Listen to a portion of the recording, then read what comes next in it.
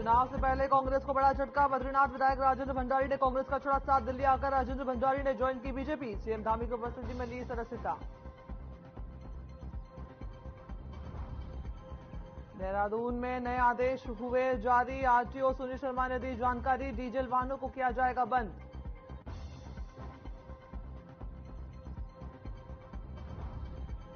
और चमोली में राशन की आड़ में स्मैक कारोबार का चल रहा था धंधा। 4 ग्राम स्मैक सहित तस्कर गिरफ्तार। लोकसभा चुनाव को लेकर एक्शन में दिखी पुलिस।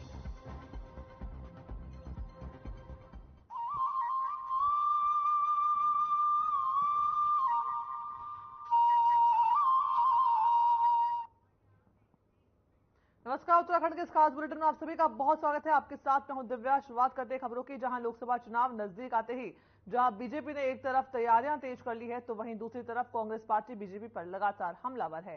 कांग्रेस के प्रदेश उपाध्यक्ष मथुरा दत्त जोशी ने कहा कि बीजेपी ने प्रदेश में जिन प्रत्याशियों को मैदान में उतारा है, उन्होंने 5 सालों में अब तक एक भी विकास कार्य प्रदेश में नहीं किए। साथ ही पिछले दिनों बीजेपी सांसदों की तरफ से जिन गांवों को गोद लेने की बात कही गई थी, उन गांवों में अगर जाकर देखें तो हकीकत कुछ और ही नजर आ रही है।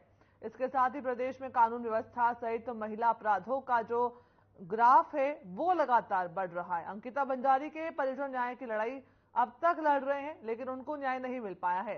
आज जनता सब कुछ समझ चुकी है। जनता कांग्रेस को समर्थन देने के लिए तैयार है।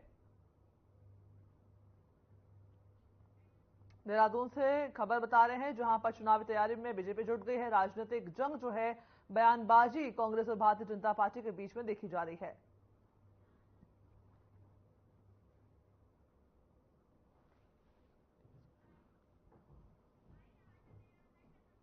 देखिए, भारतीय जनता पार्टी को पहले इस बात का जवाब देना पड़ेगा कि इनके सांसदों ने विगत 10 वर्षों में अपने क्षेत्र के लिए क्या काम किया, क्या उपलब्धि रही। जो गांव उन्होंने गोद लिए थे, क्या वो गांव चलने फिरने के लायक हो गए कि नहीं हो गए। अपने अपने क्षेत्र में केंद्र से कौन कौन सांसद कौन सी बड़ी स्कीम लेके आया, चाहे रोजगार के क्षेत्र में हो, चाहे विद्युत के क्षेत्र में हो, चाहे सड़क निर्माण के क्षेत्र में हो, चाहे शिक्षा के क्षेत्र में हो, चाहे मेडिकल के क्षेत्र में हो। कोई एक भी मेडिकल कॉलेज खुलाया, कोई एक भी नई यूनिवर्सिटी देने का काम किया। देखिए, मैं कांग्रेस के जो मुद्दे वो जनता पर लेके जाए, जनता का विश्वास भारतीय जनता पार्टी के प्रति है, उसका पूरा रुझान हम इस बीच देख रहे हैं। बड़ी संख्या में लोग हमसे जुड़ रहे हैं, मातृशक्ति का सम्मान मिल रहा है।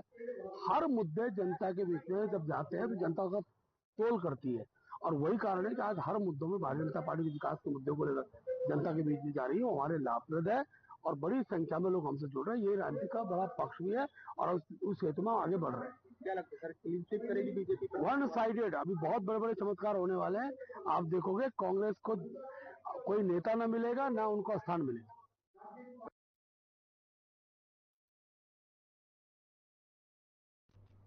और बड़ी खबर आपको बता रहे हैं, जहां पर देहरादून में चुनाव से पहले कांग्रेस को बड़ा झटका लगा है। बद्रीनाथ विधायक राजेंद्र भंडारी ने कांग्रेस पार्टी छोड़ दी है और दिल्ली में राजेंद्र भंडारी ने भारतीय जनता पार्टी ज्वाइन कर ली है। सीएम धामी की उपस्थिति में ली सदस्यता। बड़ी खबर देहरादून से आपको बता रहे हैं, जहां पर बद्रीनाथ से विधायक राजेंद्र भंडारी ने छोड़ी कांग्रेस की सदस्यता। दिल्ली में भारतीय जनता पार्टी ज्वाइन कर ली है। सीएम धामी की उपस्थिति में सदस्यता ग्रहण की। दिल्ली में राजेंद्र भंडारी ने जो है भारतीय जनता पार्टी की सदस्यता ग्रहण कर ली है। चुनाव से पहले कांग्रेस को एक बड़ा झटका। बद्रीनाथ विधायक राजेंद्र भंडारी ने छोड़ी कांग्रेस पार्टी और बीजेपी पार्टी जो है दिल्ली में आकर के ज्वाइन कर ली है। सीएम धामी वहां पर मौजूद रहे। सीएम धामी की मौजूदगी में उन्होंने राजेंद्र भंडारी ने भारतीय जनता पार्टी ज्वाइन करी। तस्वीर आप देख सकते हैं, जहां पर मुख्यमंत्री पुष्कर सिंह धामी आपको दिखाई दे रहे हैं, साथ ही विधायक राजेंद्र भंडारी भी मौजूद हैं। उन्हें जो है भारतीय जनता पार्टी आज मुख्यमंत्री के द्वारा ज्वाइन करवाई गई है। आदरणीय प्रधानमंत्री नरेंद्र मोदी जी के यशस्वी नेतृत्व एवं उनकी गरीब कल्याण नीतियों में काफी प्रभावित हूं। उनके नेतृत्व में पूरे देश में विकास की अविरल यात्रा चल रही है। आदरणीय प्रधानमंत्री जी ने विकसित उत्तराखंड और 2047 तक विकसित भारत का जो लक्ष्य रखा है, उसमें मैं अपना संपूर्ण योगदान देना चाहता हूं। मैं आदरणीय प्रधानमंत्री श्री नरेंद्र मोदी जी के नेतृत्व में ये समय उत्तराखंड का है। ये सभी भारत की सदी है, ये सभी भारत की सदी है। इसलिए मैंने एक समर्पित कार्यकर्ता के रूप में भारतीय जनता पार्टी में शामिल होने का निर्णय लिया है और मैं आज इस परिवार में विधिवत शामिल हुआ हूं।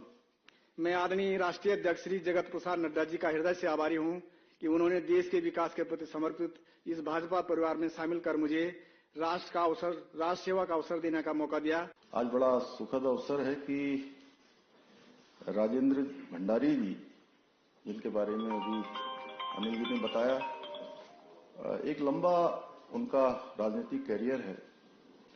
जिला पंचायत के अध्यक्ष रहे हैं, बहुत सामान्य स्थितियों में उन्होंने काम करना प्रारंभ किया। लगातार 3 बार विधानसभा में और उत्तराखंड सरकार में कैबिनेट मंत्री के दायित्व में भी आपने काम किया है। आज भारतीय जनता पार्टी में शामिल हो रहे हैं। हमारे प्रधानमंत्री जी का जो देश के अंदर, उत्तराखंड के अंदर जो विकास के अनेक काम हुए हैं और उत्तराखंड में विशेषकर आपके पिछले 10 सालों के अगर कालखंड की बात करें तो जिस क्षेत्र से राजेंद्र जी अभी विधायक थे, अवश्य इस्तीफा दे दिया है आज उन्होंने।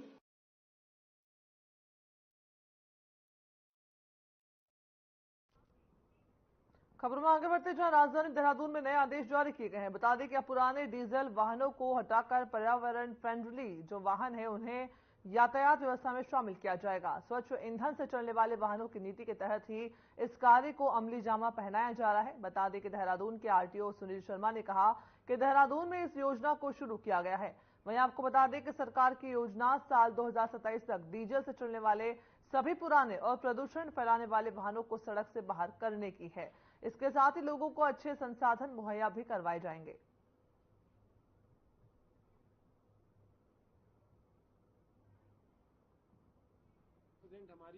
देखिए, आज जो प्रेस कॉन्फ्रेंस करने का बेसिक पर्पस ये है कि आपके माध्यम से जितने भी ऑपरेटर्स हैं जो देहरादून शहर के अंदर सिटी बस या विक्रम चला रहे हैं, उनको इस बात की जानकारी देना कि हमारा उद्देश्य क्या है। इस पॉलिसी के अंतर्गत हमारा उद्देश्य है सबसे पहला आम जनता को अच्छी गाड़ियां, क्लीन फील्ड बेस्ड गाड़ियां, आरामदायक पब्लिक ट्रांसपोर्ट सेवा उपलब्ध कराना और उसके लिए जो एट प्रेजेंट हमारी पुरानी डीजल संचालित सिटी बसेस चल रही हैं या विक्रम चल रहे हैं, उनको फेज्ड मैनर में हटाकर अच्छी गाड़ियां जो कि क्लीन फ्यूल बेस्ड हो या BS6 नॉर्म की हो, उनको चलाना।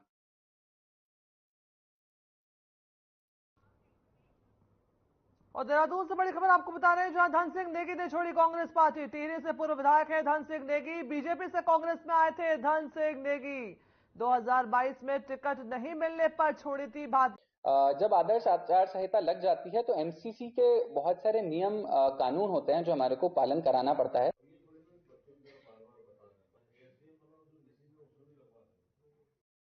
वहीं नैनीताल लोकसभा सीट से बीजेपी के सांसद प्रत्याशी अजय भट्ट ने अपने चुनावी कार्यालय का हजारों कार्यकर्ताओं के साथ उद्घाटन कर उनका कार्यकर्ताओं का स्वागत किया और इस मौके पर उन्होंने प्रधानमंत्री नरेंद्र मोदी की तारीफ करते हुए कहा कि आज जिस प्रकार से नरेंद्र मोदी की पूरे संसार में जय जयकार हो रही है और उनके मार्गदर्शन पर 2024 का लोकसभा चुनाव भी लड़ा जा रहा है, उससे साफ हो जाता है कि दोबारा प्रधानमंत्री हमारे नरेंद्र मोदी ही होंगे। इस बार 400 से ज्यादा सीट जीत करके बीजेपी केंद्र में अपने सरकार बनाएगी। वहीं कांग्रेस की सीट को लेकर उन्होंने कहा कि अभी तक नैनीताल सीट से कांग्रेस ने कोई भी उम्मीदवार की घोषणा नहीं की है। इससे साफ हो जाता है कि कांग्रेस के पास भारतीय जनता पार्टी के सामने खड़ा करने के लिए कोई भी दमदार प्रत्याशी दिखाई नहीं दे रहा है। बहुत जबरदस्त उत्साह कार्यकर्ताओं में है और जनता में है। सबसे बड़ी बात यह है कि कहीं पर भी भारतीय जनता पार्टी का झंडा या फिर कोई जा रहा हो झंडा लगा के, तो लोग चाहे मोटरसाइकिल में भी जा रहे हो तो अपना हाथ हिला हिलाकर अभिवादन करते हैं, वी बनाकर अभिवादन करते हैं। इससे साफ जाहिर है कि भारत की जनता ने मोदी जी को तिबारा भारी बहुमत से भारत की राजसत्ता देने का मन बना लिया है, ताकि वो प्रधान सेवक की तरह जिस तरह से 10 सालों तक काम किए हैं आगे को निर्बाध रूप से इसी तरह से काम करें और जो देश को 2047 में विकसित देशों की श्रेणी में आना है।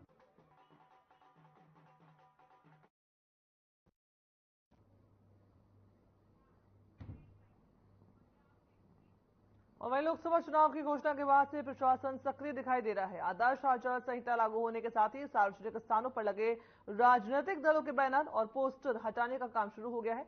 सिटी मजिस्ट्रेट एपी वाजपेयी का कहना है कि 3 चरणों में अतिक्रमण हटाने की कार्रवाई हो रही है। पहले 24 घंटे के अंदर सरकारी कार्यालयों से प्रचार सामग्री हटाई जाएगी। 48 घंटे के भीतर सरकारी दफ्तरों से, शहरी क्षेत्रों से होर्डिंग, बोर्ड और प्रचार सामग्री हटाई जाएगी। और साथ ही तीसरा चरण 72 घंटे में ग्रामीण, शहरी सहित सभी इलाकों से जो है राजनीतिक प्रचार प्रसार के होर्डिंग, बोर्ड, पोस्टर, बैनर सब हटा दिए जाएंगे।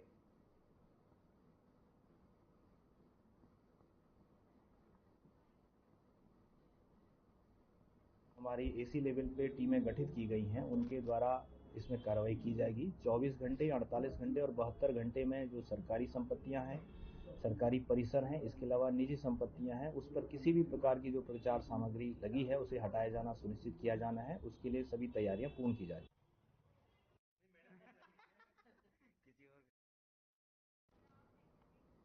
वहीं द हिमाद्री फाउंडेशन और एम्स ने मिलकर के ब्लड बैंक को जयराम आश्रम से एम्स परिसर तक ड्रोन के माध्यम से पहुंचाने का एक सफल ट्रायल किया है। इस ट्रायल के सफल होने से पहाड़ों में ड्रोन के माध्यम से जल्द ब्लड बैग पहुंचाने का रास्ता भी साफ हो गया।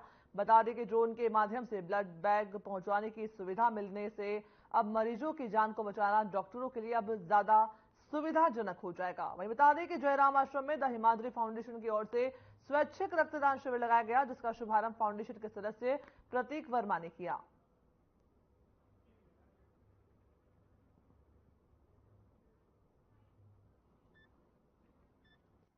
सर, मेरा नाम प्रतीक है, मैं सीनियर पायलट हूँ, सीनियर ड्रोन पायलट।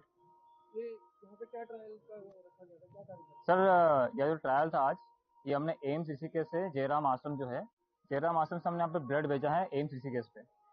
70 ml के 2 पैकेट थे, आए होप इतना ही होगा। जो हमने फार्मेसी आए थे, फार्मेसी में रखे हैं वहाँ पे। और जो यहाँ से जो ड्रोन है, वो ड्रोन के अंदर ब्लड बाकायदा रख के और हमने यहाँ से एम्स ऋषिकेश भेजा गया है। जैसा आप देख सकते हैं कि आज के टाइम में ट्रैफिक बहुत ज़्यादा हो गया है। आप पीछे देख सकते हैं कि पहाड़ी एरिया भी है।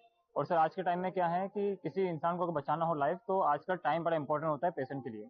तो टाइम जितना हो सके उतना कम है और जितना हो सके उतने स्पीड से हम चाहते हैं कि पेशेंट को हेल्प मिल जाए और उसकी जान बच जाए।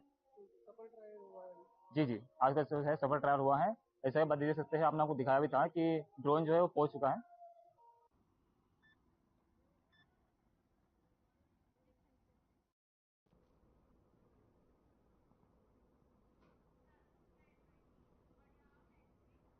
और वहीं गंगोत्री के पूर्व विधायक विजयपाल सजवाण ने कांग्रेस को अलविदा कह दिया है, जिसे लेकर कांग्रेस पार्टी में असमंजस का माहौल नजर आ रहा है। बता दें कि बीजेपी प्रदेश अध्यक्ष महेंद्र भट्ट का कहना है कि कांग्रेस स्वयं इस बात को स्वीकार कर रही है, विधायक का कांग्रेस में कोई अस्तित्व नहीं है। तो वहीं दूसरी तरफ कांग्रेस के पूर्व प्रदेश अध्यक्ष और चक्राता से विधायक प्रीतम सिंह ने कहा कि बहुत सारे लोग अपने भविष्य को देखते हुए निर्णय लेने का काम करते हैं और उन्हें इसका अधिकार है।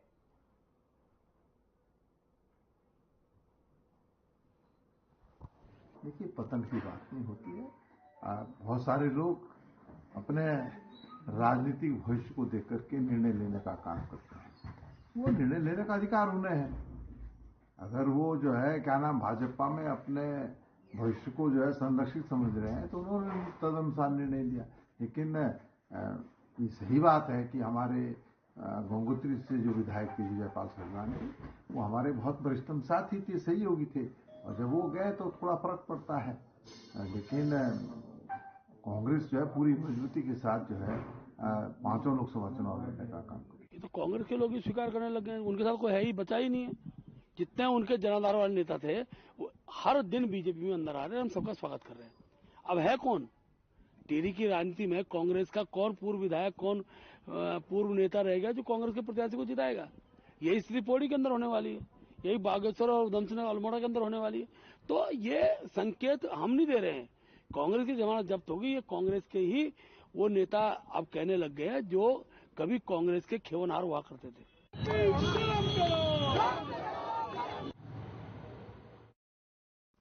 वहीं चुनावी मौसम के बीच मुख्य विपक्षी दल कांग्रेस और अन्य दलों से भी भारी संख्या में नेताओं का प्रवेश देखने को मिल रहा है, जिसके चलते कांग्रेस को फिर से जो है एक बार बड़ा झटका देते हुए गंगोत्री से पूर्व विधायक विजयपाल सजवाण ने अब बीजेपी का दामन थाम लिया है। तो वहीं इसके साथ ही पुरोला से पूर्व विधायक मालचंद ने बीजेपी में घर वापसी की। और बता दें कि इस दौरान उत्तरकाशी से कांग्रेस के कई स्थानीय नेताओं ने भी देहरादून के बीजेपी प्रदेश कार्यालय में बीजेपी का दामन थामा, जिसके साथ ही कार्यालय में जय श्री राम के जयकारे लगाते हुए वो दिखाई दिए। और इस बीच बीजेपी के प्रदेश अध्यक्ष महेंद्र भट्ट ने कहा कि हमारा कुनबा बढ़ रहा है और मुख्यमंत्री धामी के विकास कार्यों से प्रभावित होकर के सभी बड़े नेता बीजेपी में शामिल हो रहे हैं।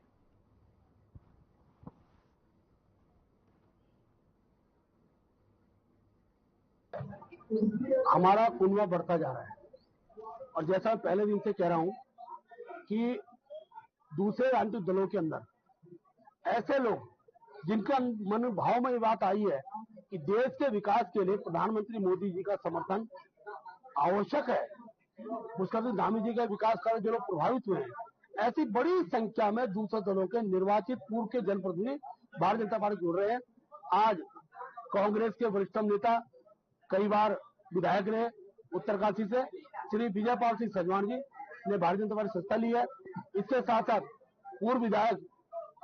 पूर्व विधायक हमारे मालचंद जी ने पार्टी की सत्ता ली है और नथीलाल साहब पूर्व जिला पंचायत अध्यक्ष उत्तरकाशी जनपद के, वो बीजेपी में आए हैं। मैं तब नहीं गया जब 2017 में कांग्रेस का विभाजन हो रहा था बड़ी संख्या में, मैं तब नहीं गया, मुझे पदों का भी ऑफर था सब था, लेकिन अब समय आ गया क्योंकि कांग्रेस जिस ढंग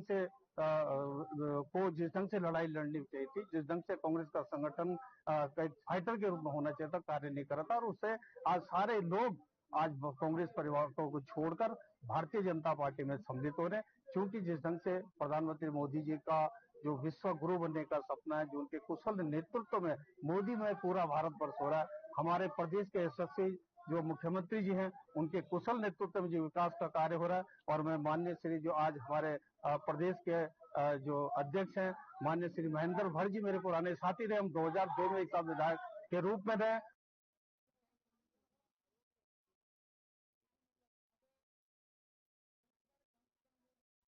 खबरों में आगे बढ़ते जहां श्रीनगर पौड़ी राष्ट्रीय राजमार्ग पर श्रीनगर से आ रही एक बाइक खंडा के पास समीप जो है अनियंत्रित होकर के रपट गई, जिससे कि बाइक में दो सवार जो है 2 युवक घायल हो गए। और श्रीनगर से पौड़ी आ रहे पूर्व छात्र संघ अध्यक्ष अंकित नौटियाल और सेवा दल के कार्यकर्ता मनीष वाल्मीकि की नजर जब उन पर पड़ी तो उन्होंने 108 को कॉल किया, लेकिन 108 सेवा के नहीं पहुंचने पर उन्होंने दोनों घायल लोगों को अपनी कार में बैठा करके जिला अस्पताल पहुंचाया।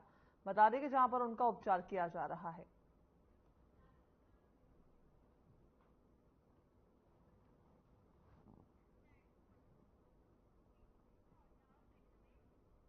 वहीं लोकसभा चुनाव को लेकर बीजेपी की तैयारी लगातार जारी है। बीजेपी की तरफ से उत्तराखंड की 5 लोकसभा सीटों पर प्रत्याशियों की घोषणा हो चुकी है और इसी के साथ ही अब बीजेपी अपने चुनाव प्रचार प्रसार में लग गई है।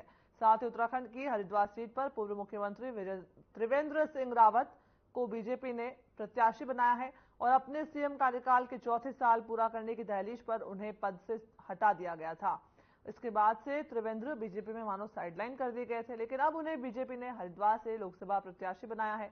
बीजेपी प्रदेश कार्यालय पहुंचे पूर्व मुख्यमंत्री त्रिवेंद्र सिंह रावत ने मीडिया की बातों का जवाब देते हुए कहा कि इन 3 सालों के बीच में बहुत कुछ सीखने का मुझे मौका मिला। उन्होंने कहा कि भगवान राम ने वनवासियों के साथ अपना समय बिताया था और बिना वनवास के राम राज्य की कल्पना नहीं की जा सकती। मुझे भी इस दौरान बहुत कुछ जो है सीखने को मिला है। मैं समझता हूं कि ये कालखंड ऐसा था कि एक आत्मनिरीक्षण भी होता है और समझने का भी मौका होता है। अगर राम राज्य की हमने कल्पना की है, हमारे देश में अगर राम राज्य की बात की गई है, तो भगवान राम ने 14 वर्षों तक जो वनवासियों के साथ वनों के बीच में, प्रकृति के बीच में जो कुछ सीखा, वो आज राम राज्य का उदाहरण दिया जाता है। तो मैं समझता हूं कि मुझे बहुत कुछ सीखने को मिला इस दौरान और उसका अनुभव आने वाले समय में मैं दे सकूं।